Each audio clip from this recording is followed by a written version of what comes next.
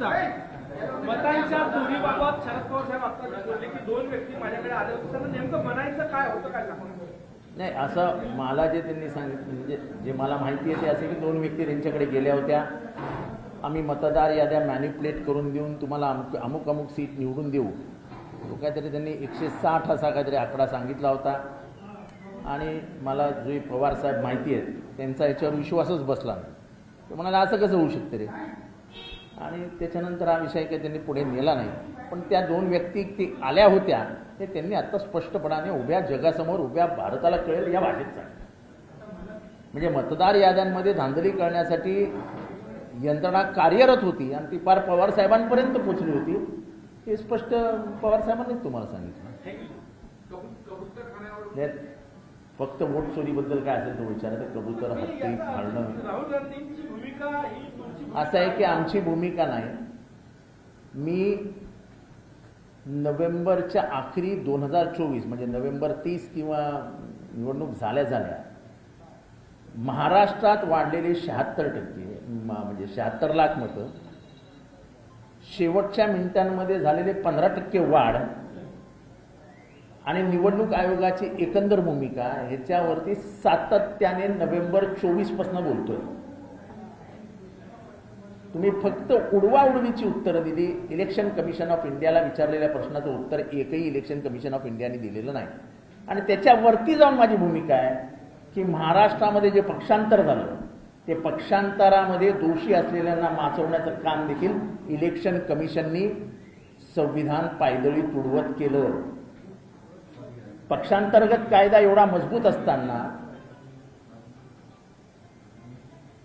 कुठलाही पक्ष फुटल्यानंतर दुसऱ्या पक्षाचं अस्तित्व तुम्हाला सेपरेट निर्माण करता येत नाही. तुम्हाला संबंधित सक्तीचे आमदार म्हणजे संख्येचे आमदार कायद्याच्या कक्षेत जर बसत असतील तर त्यांना पक्षात विलीन करा अशी भूमिका असताना सेपरेट पक्षाचं अस्तित्व मान्य केलं.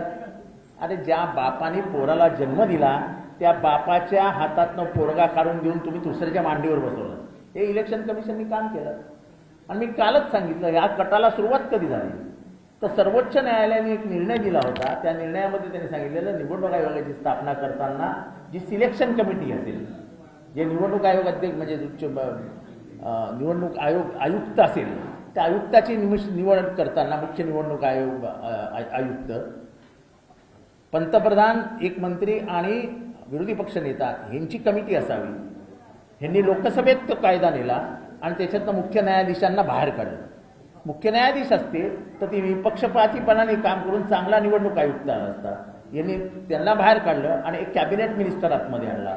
म्हणजे 2 बीजेपीचे लोक आणि विरोधी पक्ष नेता 2:1 वरती त्यांनी आपले निर्णय घेण्याचा निर्णय घेतला. आणि त्याच्यातनं राजीव पहिले इलेक्शन कमिशन झाले. आणि तुमच्या लक्षात येईल की महाराष्ट्राची प्रक्रिया असो, हे सगळे निवडणूक घोटाळे असो, हे सगळे राजीव यांच्या काळात झाले, ज्यांची नेमणूक ही सर्वोच्च न्यायालयाचा निर्णय बदलून घेण्यात आली. म्हणजे ह्या कटाची सुरुवात ही तेव्हा सुरू झाली जेव्हा सर्वोच्च न्यायालयाचे निर्णय बदलण्यात आले. नाही, घोळ आहे का चोरी आहे का काय आहे का काय, निवडणूक आयोगाकडनं हे अपेक्षित नाही. या देशाचं संविधान बनवताना महामानव डॉक्टर बाबासाहेब आंबेडकरांनी निवडणूक आयोगाला स्वायत्त भूमिका दिलेली आहे. स्वायत्त भूमिका ह्याच्यासाठी आहे, ऑटोनॉमस भूमिका ह्याच्यासाठी आहे की या देशामध्ये 5 वर्षानंतर येणारी निवडणूक ही लोकशाहीला ताकद देत असते, ताकदवान बनवत असते. तुमच्या ज्या मनातले विचार मतात रूपांतरित होत असतात, त्याचं अस्तित्व दिसत असतं. ते अस्तित्व नष्ट करण्याचं जर काम होत असेल तर तुम्ही डॉक्टर बाबासाहेब आंबेडकरांचं संविधानच उद्ध्वस्त करताय. तो घोळ आहे का घोटाळा आहे का चोरी आहे याच्याशी मला काही घेणं देणं नाही.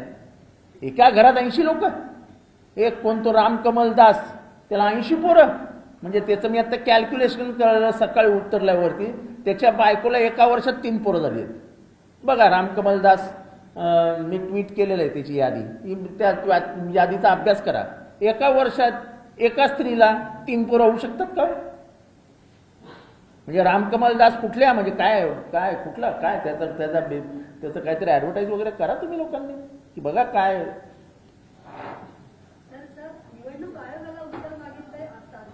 आमचं कोणी उत्तर द्यावं, आम्ही फक्त निवडणूक आयोगाकडनं उत्तर मागतो आहोत. आणि जसं राजीव गांधींनी सांगितलं की राहुल गांधींनी की मी संविधानाची शपथ घेतली आहे लोकसभेत, अजून कुठलं तुम्हाला अफिडेव्हिट देऊ? कसलं अफिडेव्हिट मागता? आणि काय चालू आहे देशामध्ये? राहुल गांधींनी कुठे बोलावं? चायनावरती त्यांनी जाऊन काश्मीरमध्ये बोलावं, चायनावरती जाऊन त्यांनी कन्याकुमारीमध्ये बोलावं. हे कोण सांगणार आहे सुप्रीम कोर्ट की तुम्ही तिथे बोलू नका? मला राईट टू फ्रीडम दिलेला आहे, फ्रीडम ऑफ स्पीच दिलं आहे, फ्रीडम ऑफ एक्सप्रेशन दिलं आहे, and that is my fundamental right which cannot be touched, not even by the Supreme Court. उद्या म्हणते इथे तुम्ही पत्रकार परिषद का घेतली? तुम्ही हॉटेलला राहतात तिथे का नाही घेतली? अरे काय चालू आहे काय देशामध्ये? नाही, मग आमचं तेच म्हणणं आहे की ह्या जर म्हणजे आता साहेबांनी बोलल्यानंतर खरं मी बोलणं योग्य नाही, पण एका पक्षाची जर म्हणजे त्यांची काय ते मीडिया प्रमुख किंवा ज्या काय होत्या त्या जर जाऊन हायकोर्टामध्ये न्यायाधीश होणार असतील तर तुम्ही याच्यानंतर ज्या पद्धतीने सगळ्या स्वायत्त संस्था गारद करून टाकल्या, संपून टाकल्या, ज्युडिशियरीची पाळी येणार आहे. म्हणजे या देशाची लोकशाही संपवण्याचं काम स्वायत्त संस्था उद्ध्वस्त करून करण्याच्या प्रक्रियेला सुरुवात झाली आहे आणि याच्यावर बोलायला लागेल. ते फार प्रगल्भ आणि मोठे नेते, पण आम्हाला जे दिसतंय की पुढची 20 वर्षामध्ये भारताची लोकशाही संपलेली असेल. भारतीय लोकशाहीला धोका निर्माण झाला आहे. निवडणूक आयोगाची इंटिग्रिटी या निवडणूक आयोग कॉम्प्रोमाइज्ड आहे आणि महाराष्ट्राच्या इलेक्शनमध्ये सर्वात जास्त घोटाळे झालेत. चिखली मतदारसंघ विदर्भात आहे, जाऊन भेटा राहुल बोंद्रेला. राहुल बोंद्रेने चेकिंग केलंय, त्याच्याकडे झालेल्या मतदानामधल्या ज्या लोकांनी मतदान केलं ते त्या गावातच राहत नाही. गेले वर्षभर ते गावातच आले नाहीत.